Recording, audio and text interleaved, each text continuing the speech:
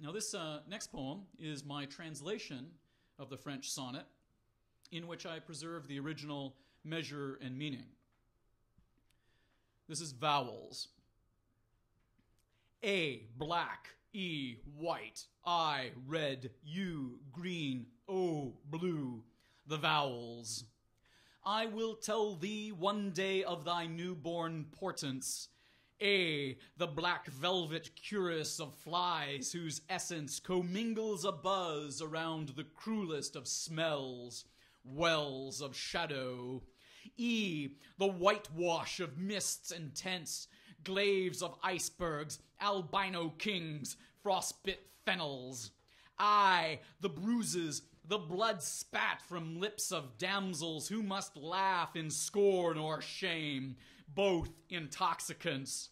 You, the waves, divine vibratos of verdant seas, pleasant meadows rich with venery, grins of ease which alchemy grants the visages of the wise. Oh, the supreme trumpeter of our strange sonnet, quietudes crossed by a nether world and spirit. Oh, the omega, the violet ray gun of her eyes. This next poem is likewise a translation of Voyelles by Arthur Rimbaud, except that in this case I have translated the sonnet into English, preserving the same sonnet form and rhyme scheme.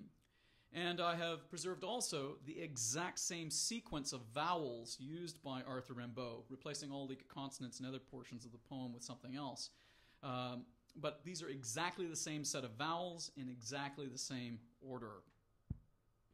This poem is entitled Phonemes. Phantoms infernal without refuge or return, phonemes. We will hark if such resurgent souls ordain a dreamt verse. A, offspring of perfect murders, so unseen that stranglers fulfill no crime, and thus mourners must call the unjust schemes overdoses.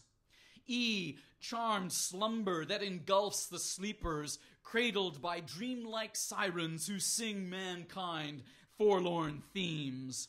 I, corrupted archangel, shriven when mercy redeems all shadowy specters who plunder shipwrecked believers. You, the sphinx beheld by disciples, then by infidels, a riddle that grieves a king, a truth that crippled minstrels must bewail in epics like staunch martyrs whom furies spurn. O untempted saint, who lends this typewritten utterance its fervency, an endless cycle of perseverance. Oh, how the bards abolish symbols when the letters burn.